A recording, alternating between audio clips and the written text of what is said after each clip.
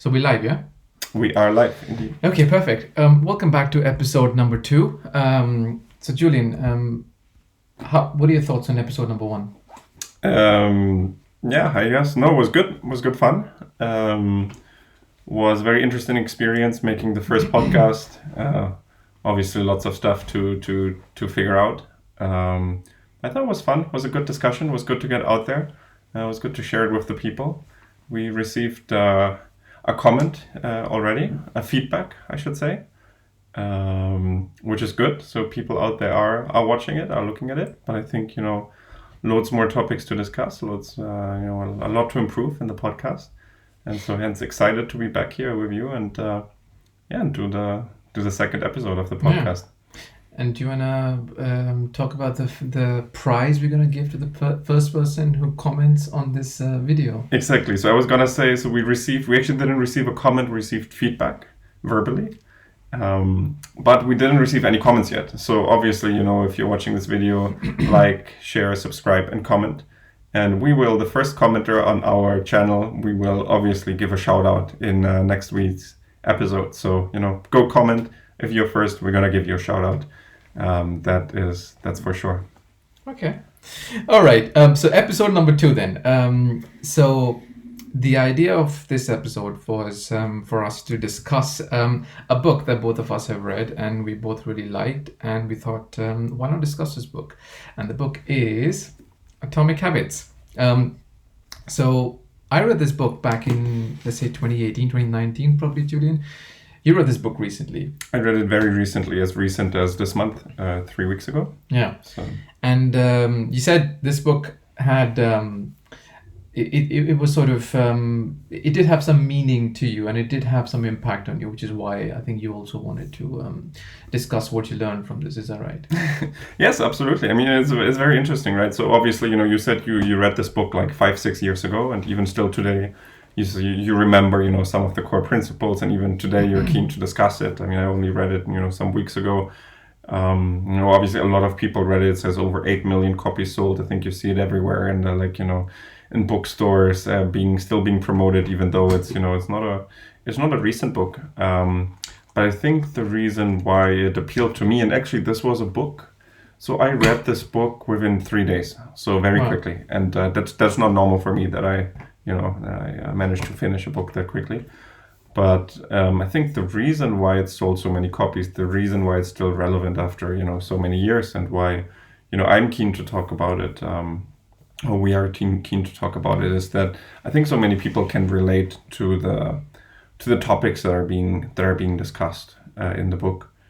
Do you maybe want to give an idea of some of the main main topics in there, and then let's talk about this. Yeah, because like for me, the reason why this book is very good and very meaningful is because a lot of these let's not call them self-help, but let's say practical books around improvement. Self-improvement, let's say, they tend to be somewhat not pedantic, but it can be sometimes academic. What I really like about this book is it's very practical, right? Like it sort of gamifies the whole aspect of improvement, and so that's what I really like. I like books which are actionable and that can have a impact, like immediate impact, and can outline for you like step by step what you can do.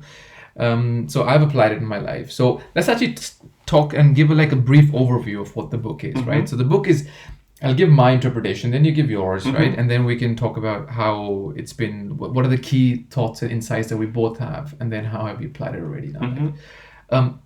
So for me, the book is effectively about how to form habits, and with the focus and aim of having incremental improvement, like 1% improvement each day, right? And you'll see that at the very beginning of the book, James Clear talks about how 1% improvement every day is 37x improvement in a year.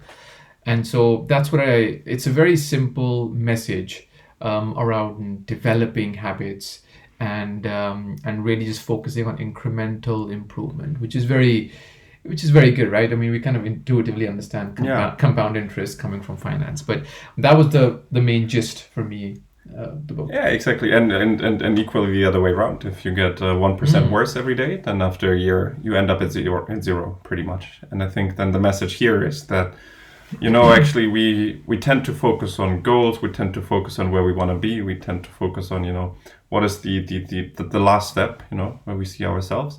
But far more important than where we are and what's the goal is actually, are we on the right track? Are we on the positive direction? Because Yes. as long as we're making incremental small progress, if you keep making the small incremental progress and you compound this progress with, as Jas just said, you make 1% improvement every day, you end up 37x better than before. As long as you do this, you're going to end up where you want to be eventually. And I think this is the main thing of the book, and hence atomic, little habits that can make you improve. Yeah. And so I think just to pick up on what you said, it was really about developing a system, right? Rather than just thinking about an end goal. It's really about having a system. And the thing that I really liked was there's this one not a Venn diagram, but there was a chart which talks about how you go from identity to process to outcomes. And James Clear talks about how if you go from the most fundamental pillar, which is like your identity, and your identity is developed based on the habits you follow, and then from that, you develop this process of doing something every day, and then you get the outcome, rather than focusing back from the outcome to what focusing back is a bit unhelpful.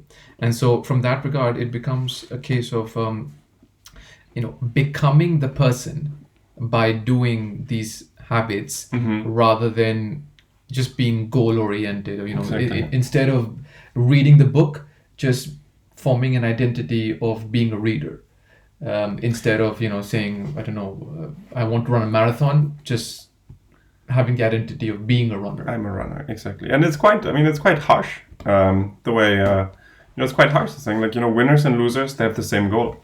The guy who wins the Olympics and the guy who doesn't win it, they have the same goal, which is winning the Olympics. Or the guy who loses weight and the guy who doesn't lose weight, they have the same goal, which is losing weight, but only the winner does it. And yeah, here I think it gives you these systems, or it talks about these systems of why do some people stick with going to the gym, losing weight, going to bed early, all these type of things, and what can you do in order to make some of these things easier. Do you have any habits that or any stuff that you struggle with that you maybe tried several times in your life? Did you ever try to quit smoking, or these things that you find tricky? Yeah, no, I think so. Luckily, I don't have these vices, so to speak, but I think I did struggle with the usual stuff that people struggle with, like procrastination, not going to the gym regularly as much as I wanted to, not reading as much as I wanted. And so, I mean, one of the things that the book talks about, which I did implement, which was very helpful for me, was this concept of a habit tracker, right? Like, and we'll actually put the links for some of these things in the description. But like, one of the things that James Clear has is this concept of a habit tracker, where you list down these 5 or 6 things that you want to do. So what would that be for you? Yeah, I mean, for me, those things, when I started doing this, it was, I wanted to prioritize mental health, physical health, career. And so I think for me, practically, what did I write down? The things that I wrote down, which I still tend to follow till this day, are and there's a concept of forming a habit based on doing things for even 2 minutes, right? We'll actually come back to this concept, but for me, those high level things were meditate, for example, or do some form of mental health exercise, physical exercise, which was, I mean, it can be anything, cardio, weights, etc. And there was one part around networking, social or career, and then one around reading, right? And one, actually, there's another one about journaling. So it was this may sound a bit silly, but I think the concept was that you just write these things down, and then at the end of each day, once you've done these things for even a couple of minutes, you put a little tick mark next to it. And the idea is that you do it every single day. And once you see enough of those tick marks, then you are incentivized to keep that progress going. And the idea is that it becomes like a game, basically. And that's one of the points of the book, right? That you just have to gamify habits. And we'll actually get into like those 4 core tenets of what defines a habit. But maybe do you want to talk about how if you implemented some of these things, and if there were any good habits that you learned or you wanted to implement, which prompted you to read the book in the first place? I don't know. I mean, to be honest, I just read it. I took it because you see it everywhere. So I didn't have any expectations. I didn't know about it before. I guess after having read it, I think like one thing for myself, or like which is a bad habit, is not going to bed early enough. Or you go to bed, you scroll on your phone, and before you know it, it's actually you should be sleeping already. But then you're still up and doing nonsense, right? And that is, I guess, a bad habit. And a good habit would be, you go to bed, you read 10 pages and you sleep, right?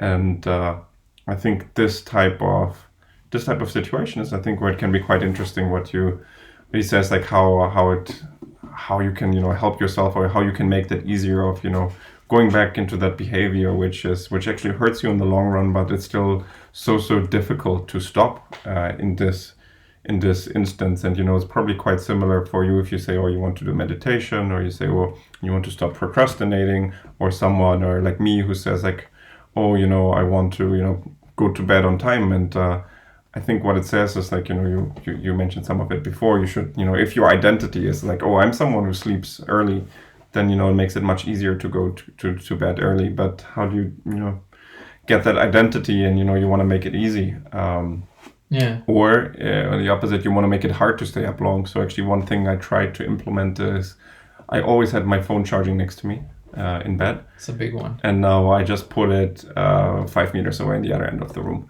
Yeah. So it makes it much more harder to scroll on the phone, because what you need to do is, if you scroll on the phone, you know that you will need to get up, charge it. Exactly. Otherwise, you're not going to have battery tomorrow. So chances are you might just put it there, you charge it, and you go to the bed and you can't scroll anymore. And so this is just making it easy to start implementing a good habit. And this is the one thing I tried for myself. So just making it easy to do the right thing, I think is step one, and which is what I'm trying to do right now. Making it obvious, making it easy. So that's the thing, right? So we should talk about this, like the tenets of how you form a good habit. And he breaks it down into those 4 pillars of obvious, attractive, easy, and satisfying. So like for me, when we read this, like making it obvious was. And how do you make something attractive? Making obvious is easy, It's like you say you wanna meditate, you just put your mat there, or I don't exactly. know. Or for example. But how do you make it attractive, and how do you make it satisfying? Because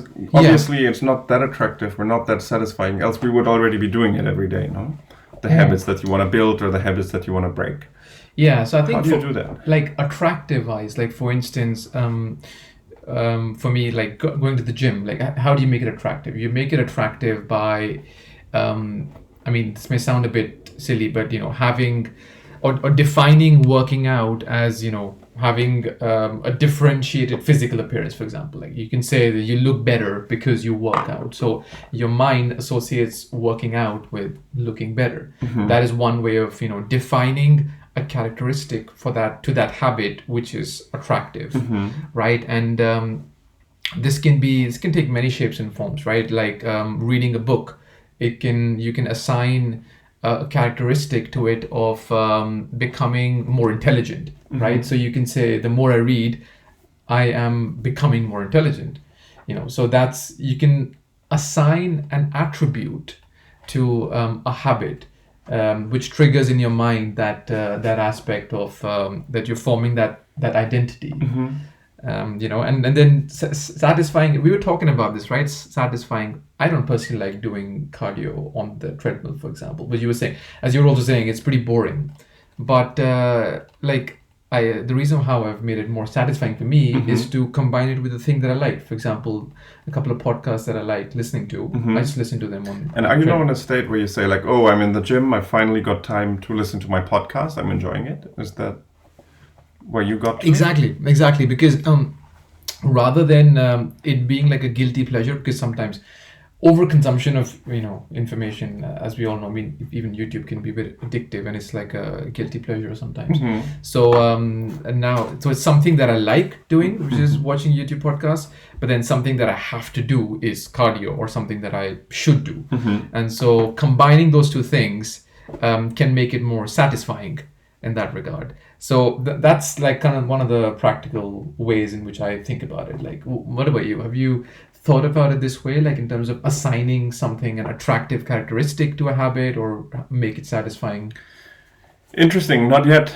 Not yet. I mean, gym, for example, for myself is not something I struggle with that much going there. Yeah. Also because I think I already... But why? Is it because you already assign a certain... I think so. I feel better after. Yeah. Or the opposite. I know that if I don't go, I don't feel as good as when I go to the gym. So I've done it often enough that I know if I skip it, if I don't work out, I'm gonna feel worse compared to when I go. So it's actually like an enjoyable thing to do. Yeah. But like otherwise, I mean, it's not that easy, right? When you talk about most habits that people want to break, and a big one is the weight loss, a big one is going bed early. Yeah. It's not that easy, I would say, to combine it with something that is, that is fun, that is enjoyable, that makes it attractive, that makes it satisfying. Yeah. It's just gonna sound silly, but I had a friend, right, who wanted to lose weight, and so we were having a conversation, and she really liked watching some what's the word for it? Some entertainment videos. Like let's call it Catching Up with the Kardashians, or whatever that show is called. Yeah. So we started working out together, and while we were doing cardio, she was watching Keeping Up with the Kardashians. So it sounds silly, but because that's fun. And while you're just in the middle of watching that show, you're burning calories. And it became a pretty easy habit to keep up with. Yeah, this is good. So it's like you've formed some smart ways of doing it. But one of the other practical ways, or one very good learning that I got from the book, was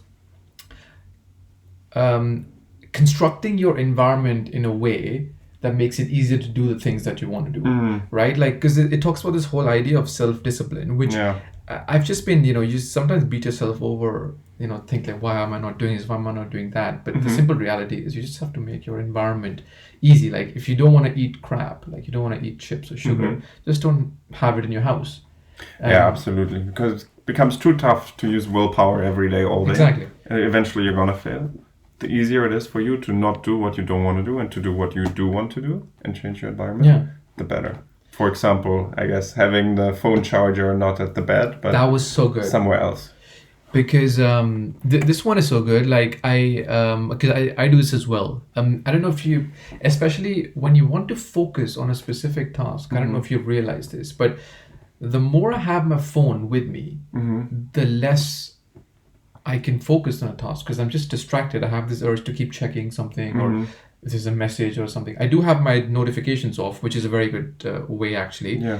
But still, I'm compelled to check it once in a while, periodically. And so it's interesting how when I have an uninterrupted period of no distraction, i.e. like when I'm taking a flight, then I can do work uninterrupted. And so, like you said, not having your phone next to you, or it being in the other room, is such a good way of making it obvious that you don't have to use it. It's actually interesting that you say it, because I now realize that, so what I do, and this has nothing to do with the book, and I don't know, like I just started doing that by myself, is at work, for example, at my desk, I've got this plush iguana. This animal. Okay. It's like dragon-like animal. Okay. It's an iguana, and actually what I do is I put this iguana on top of my phone every day. So is it like it's actually heavy thing? Okay. It's not a heavy thing. It's like a teddy bear. It's like a teddy bear iguana. It looks pretty funny, but it's like this big, so not that big. It's very easy to throw it around, and it's soft and stuff. But if I want to check my phone, and I don't know, it's something I started unconsciously doing. Yeah. But if I want to check my phone, I first have to put away the iguana and then take the phone. So it's not just lying there. So by just having this, it takes like not even a second to move this thing aside. But you made it harder. Like exactly. Just by and then I think just doing this, I check my phone way less compared to if it was just lying there. it's And such a even good less one. compared to if the phone had the notifications. Exactly. And it's just so easy for you, like, oh, a message, let me click on it. Yeah. Yeah. And like one of the other, this is the other thing, right? Like for instance, I don't know if you've done this, but for me, I know, for instance, I don't drink enough water. And there were many reasons for it. Like, for example, I don't like tap water for various reasons. Bottled water has its Why own don't you problem. like tap water? They can be, you can have some beliefs or whatever, right? Like, I mean, tap water wherever you are, you can have different It's the beliefs. Right? government trying to control you with what's in the. But anyways, the point being that so if I have like a water purifier next to my kitchen or in my kitchen, and if the water is full of purified water, I drink and consume a lot more water that way. Same way, if I have like a And does it make you feel better? yes, because consumption of more water is obviously, you feel better, but sometimes I'm just being prompted to consume more water. Or for example, my supplements, whatever, your multivitamins every day, you can have it next to you, next to where you have your water. So you're just compelled to have it. Or for example, you just keep your gym shoes at your door, so that as soon as you come back from work, you're just you just see that you have to go for a workout. So those were some interesting things. I don't know if you've applied any of these. Like you mentioned, the one at the work with phone was a good one. Yeah, I think unconsciously I've applied that. But okay, so that's already some good practical tips to take away. So if you want to form a habit, combine it with something that is enjoyable, make it easy, Exactly. make it obvious. Yes. And then become the person who you want to be rather than focus on the goals. Yes. Because do you think goals can help? Do you think if you sign up to a marathon in 6 months, do you think that can help you go to the gym and run because you signed up to this? Or what's your thought? I think having goals definitely helps, but it's really doing things on a day-to-day basis, and those things becoming a part of your identity is really the only way, right? Like, for instance, like going to the gym for you and for me, right? Like, because we've done it consistently for so many days now, it's almost a part of our identity, right? Like, it's just something that we associate with ourselves. Yeah. So, and it's just that we've given that signal to our brain by doing it so many times now and for such a consistent time that it's just become a part of our identity. So I think that's the more difficult part, but that's the more sustainable way of getting things done personally. Because goals, I've set some goals many times, but you always. What are some goals that you then didn't fail or you abandoned? You didn't do. You abandoned them. I don't know. Maybe resolutions. Do you have any? Yeah. No. I think you can, like, for instance, you can say that I wanted to run like a half marathon, for example.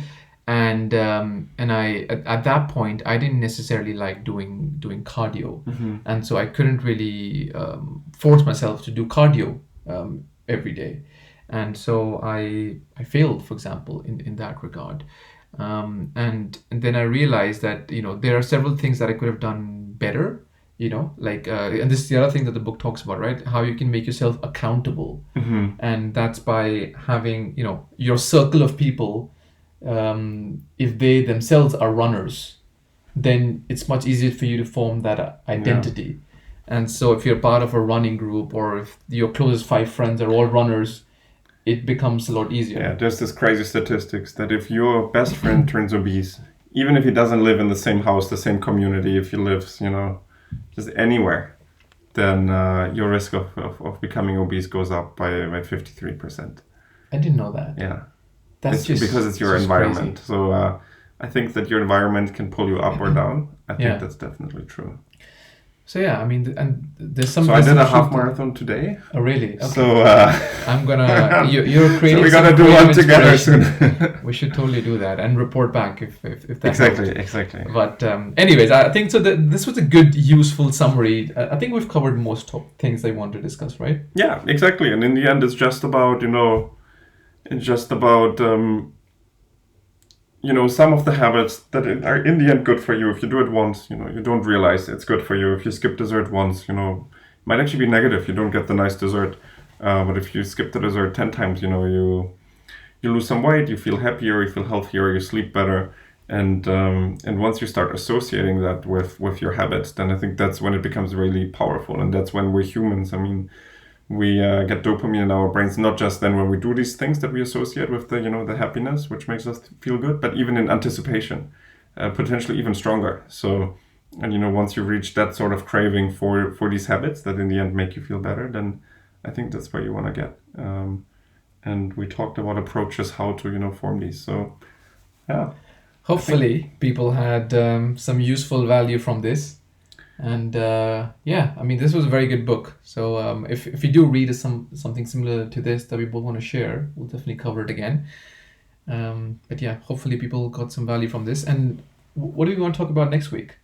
Yeah, let's see. I don't know yet. We both saw. I mean, one of the things that was on my mind was Oppenheimer. Oppenheimer. Yes. Barbenheimer. Have you seen it? No, neither Barbie nor Oppenheimer. Barbie, for sure. But you've seen Barbie? Well, I'm not gonna see it. Maybe if it's good. I was actually planning to see both of them in one day next weekend. We don't have the tickets yet. Mission Impossible and Oppenheimer back to back. Well, Mission Impossible Friday, Oppenheimer yesterday. Okay. Amazing. Yeah. Both movies really good. Okay. I highly recommend. So maybe we can talk about that if you see it. Okay. Yeah. Need to watch it before. All right. Thank you very much. And like, comment, share, subscribe, and if you comment, there's gonna be a shout out. Exactly. So prestigious. See ya.